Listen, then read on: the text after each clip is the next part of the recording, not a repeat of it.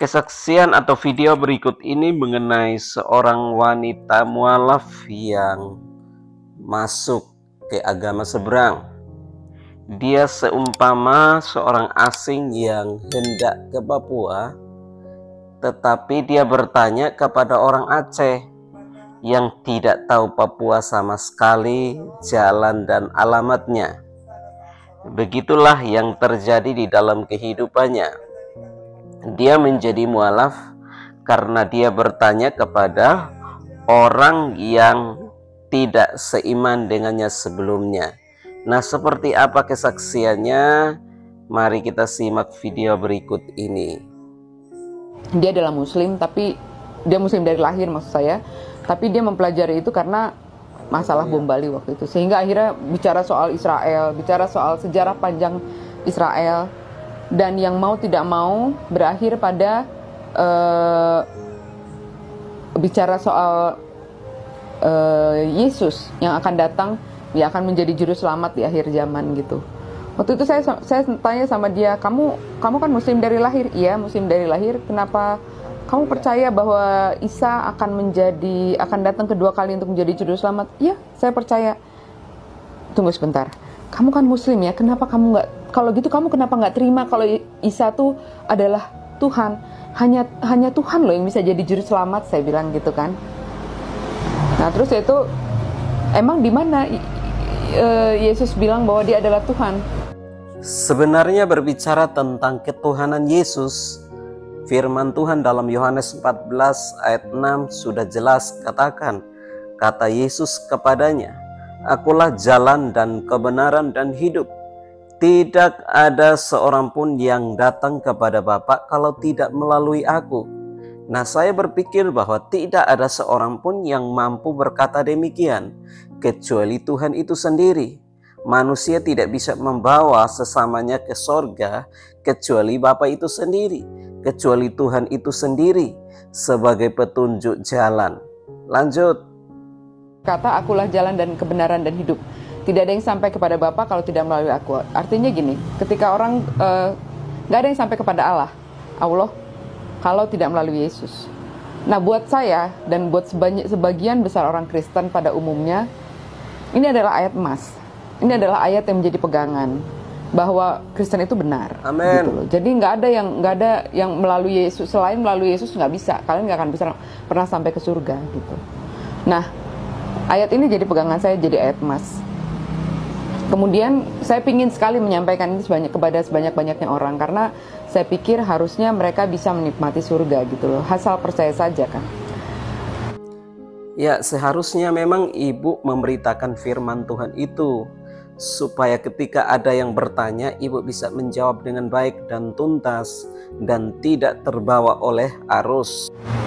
Nah, tapi kan umat Islam kok kayaknya nggak mau sama sekali ya gitu.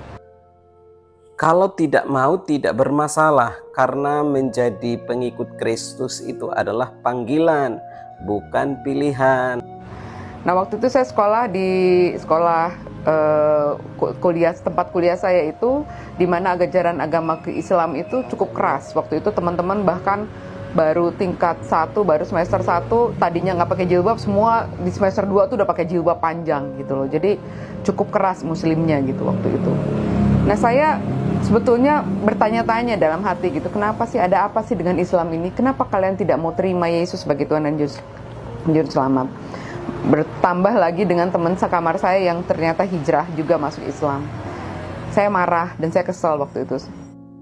Kalau kita dengar dari kesaksian ibu ini, terlihat bahwa dia pribadi yang gampang marah kepada orang yang tidak sejalan dengan keinginannya.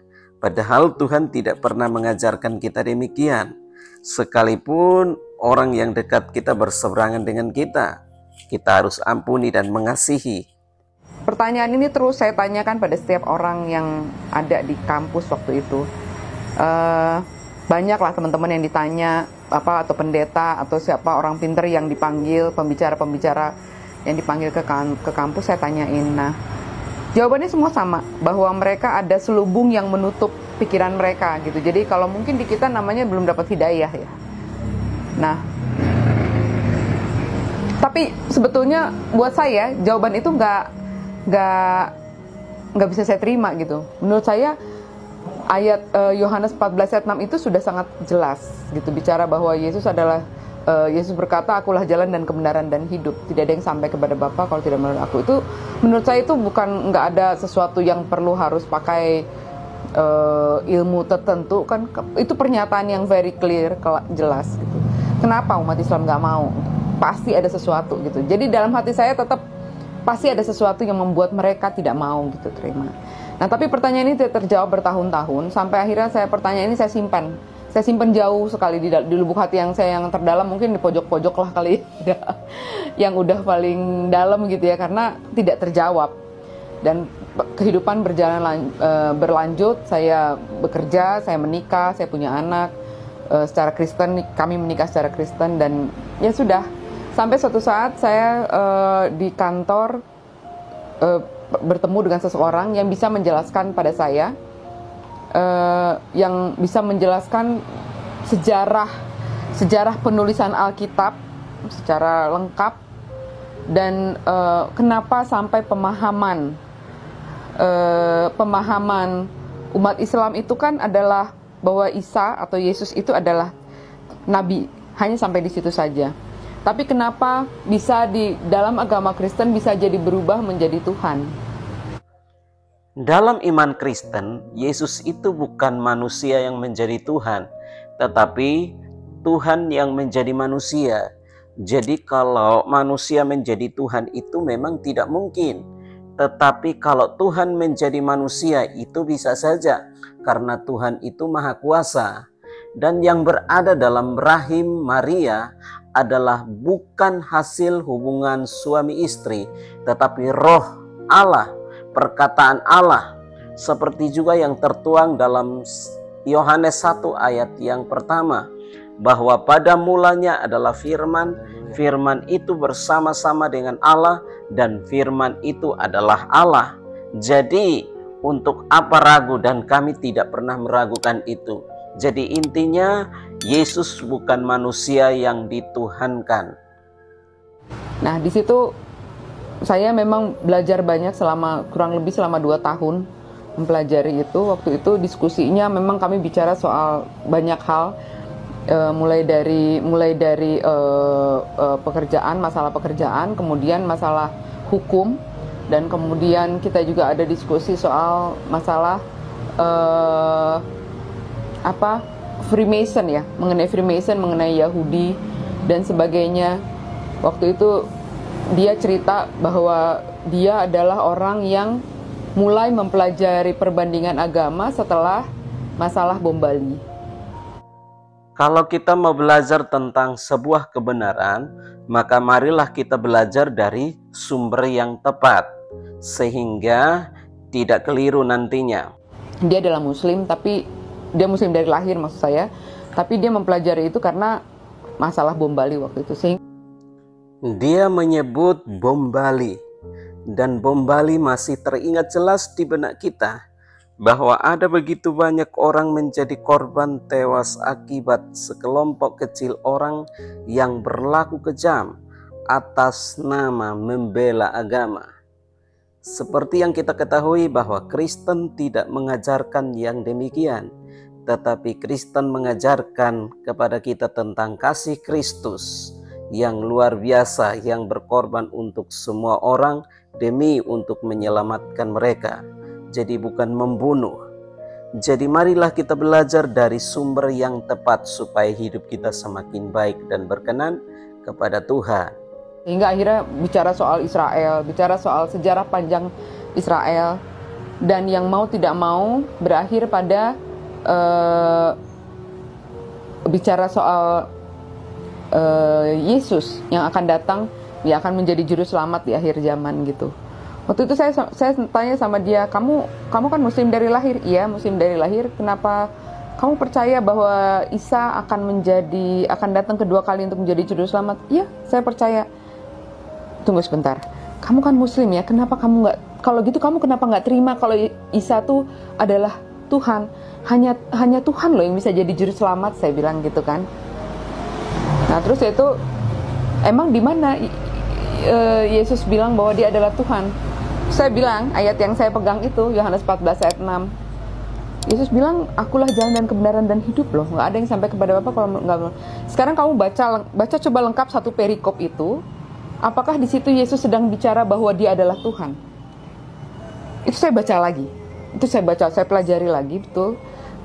Dan ternyata saya akhirnya mengerti bahwa yang dia maksud adalah, di situ Yesus tidak sedang bicara bahwa dia adalah Tuhan.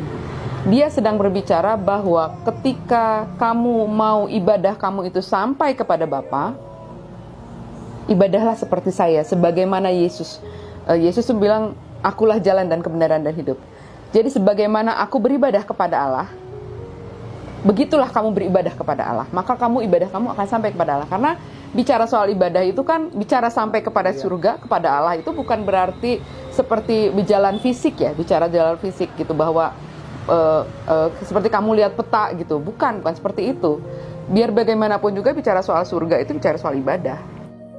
Semakin ngawur ibu ini menjelaskan tentang Yohanes 14 ayat 6, di mana Yesus berkata, akulah jalan dan kebenaran dan hidup. Tidak ada seorang pun yang datang kepada Bapa kalau tidak melalui aku. Dia mengartikannya bahwa ayat ini berbicara tentang ibadah. Padahal Yesus berbicara tentang pribadinya yang adalah Tuhan. Di ayat 7 mengatakan bahwa sekiranya kamu mengenal aku, pasti kamu juga mengenal Bapakku. Sekarang ini kamu mengenal dia dan kamu telah melihat dia. Telah melihat dia. Dia itu loh, dia itu adalah Bapa. Dan Bapa itu adalah Allah itu sendiri. Mengapa kok bisa berubah konteks menjadi ibadah? Sangat ngawur luar biasa ibu ini. Jadi sebagaimana aku beribadah, demikian pula kamu harus beribadah kepada Allah. Dan sebenarnya akhirnya saya mempelajari kembali ya Alkitab itu. Saya membaca lagi, benar juga yang dia bilang benar. Tapi saya belum yakin langsung di situ. Saya belajar 2 tahun untuk hal itu. Akhirnya saya baca lagi semuanya, satu persatu saya pelajari lagi. Saya seperti baru terbuka gitu loh. Jadi kayaknya selama ini kalau kita ngelihat gambar gajah tuh dua dimensi, sekarang saya melihatnya jadi 4 dimensi. Saya muter. Saya tahu bahwa gajah itu gendut. Dia nggak hanya besar, tapi dia gendut juga. Dia punya 2 kuping, bukan hanya sebelah kupingnya gitu. Jadi artinya saya bisa mempelajari, saya bisa melihat, mengerti isi Alkitab itu secara keseluruhan. Beliau mengatakan bahwa pada akhirnya dia bisa mengerti isi Alkitab keseluruhan, yaitu firman Tuhan menjadi gajah yang besar. Haleluya. Dia bilang kamu harus baca Alkitab itu secara keseluruhan, jangan sepotong-sepotong. Ketika kamu membacanya sepotong-sepotong, yaitu pemahaman kamu seperti itu. Dia kok bisa mempercayai seseorang yang mengatakan atau mengklaim bahwa orang Kristen itu mengerti firman Tuhan itu cuma sepotong-sepotong selama ribuan tahun. Ini adalah penyesatan yang luar biasa. Nah begitu juga akhirnya saya mempelajari itu kembali ya Mas. Ada sekitar 2 tahun saya baca ulang lagi. Dan saya benar-benar puas karena apa? Saya terjawab, pertanyaan saya kan bukan hanya cuman masalah itu aja sebetulnya. Jadi ketika saya sebelumnya saya sudah membaca Alkitab itu bicara soal sejarah sebetulnya. Buku Perjanjian Lama bicara soal sejarah panjang bangsa Israel. Di situ sebenarnya ada beberapa pertanyaan saya, kenapa sepertinya Allah sayang banget sama bangsa Israel tapi enggak sama yang lain gitu. Bangsa lain selain bangsa Israel seperti bukan manusia gitu loh. Bangsa Israel adalah bangsa pilihan Tuhan. Jadi jangan iri kalau memang Tuhan sayang dengan orang Israel. Tetapi hal itu tidak terjadi sampai hari ini. Karena hari ini kita hidup di zaman anugerah di mana Yesus sudah menyelesaikan semuanya. Dan Yesus sayang kepada semua orang. Dan Yesus menyelamatkan semua orang.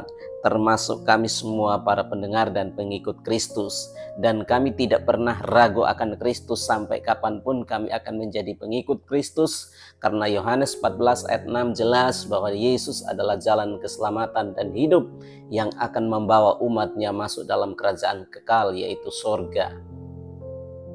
Nah, itu semua pertanyaan itu akhirnya terjawab. Akhirnya terjawab satu persatu.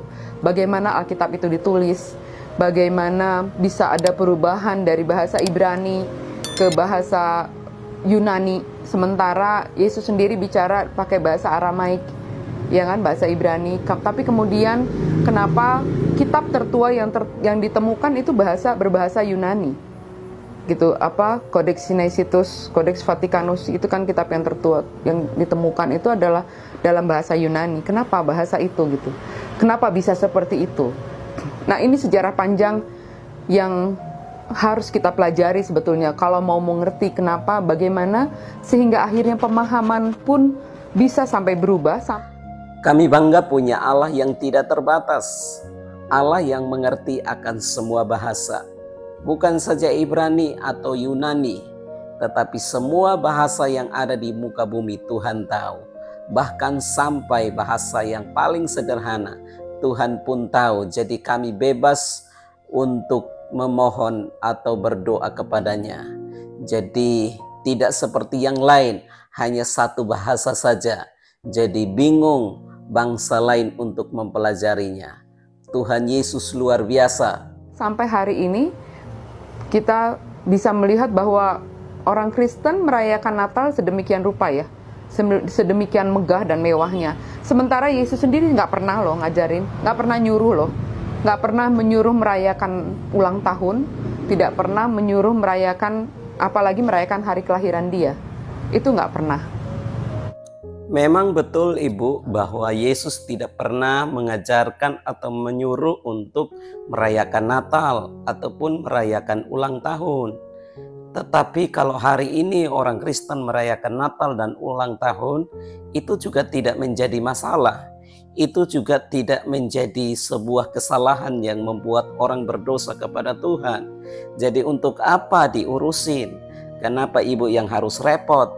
Kenapa Ibu menjadi mualaf hanya karena hal itu? Jadi saya kira hal itu tidak perlu dan tidak penting. Yang terpenting adalah bagaimana kita mensyukuri atas apa yang Tuhan pernah lakukan di bumi. Tentang kedatangannya ke dalam dunia adalah misi keselamatan. Jadi tidak salah dan tidak berdosa. Ya begitu Ibu. Yang ada perintah tuh ingatlah akan aku. Kemudian masalah perintah tuh yang ada Yesus katakan ingatlah akan aku. Kemudian untuk perjamuan kudus. Itu yang ada yang diperintahkan di Alkitab. Tapi kalau perayaan Natal nggak pernah ada. Dan yang makin meyakinkan saya waktu itu untuk hijrah adalah di akhir tahun kedua itu, tahun Desember 2014, saya mengantar anak-anak merayakan Natal di sekolah minggu mereka. Di situ saya membaca di mading gereja, waktu itu di gereja saya ditulis sejarah perayaan Natal. Jadi kesimpulannya adalah apapun iman Ibu sekarang tetap lakukan dan kerjakan dengan baik. Karena kami bagi orang Kristen tidak pernah mendoakan yang jelek bagi sesama manusia. Tuhan memberkati keluarga Ibu dan pekerjaan Ibu. Serta juga apa yang dibuat itu baik dan berkenan kepada semua orang. Tuhan Yesus memberkati kita agar supaya kita semua hidup tunduk takut akan Tuhan. Khususnya bagi kami umat Kristiani adalah tetap percaya kepada Yesus sebagai Tuhan dan Juru Selamat. Karena memang dialah jalan yang lurus yang membawa umatnya kepada sorga yang kekal.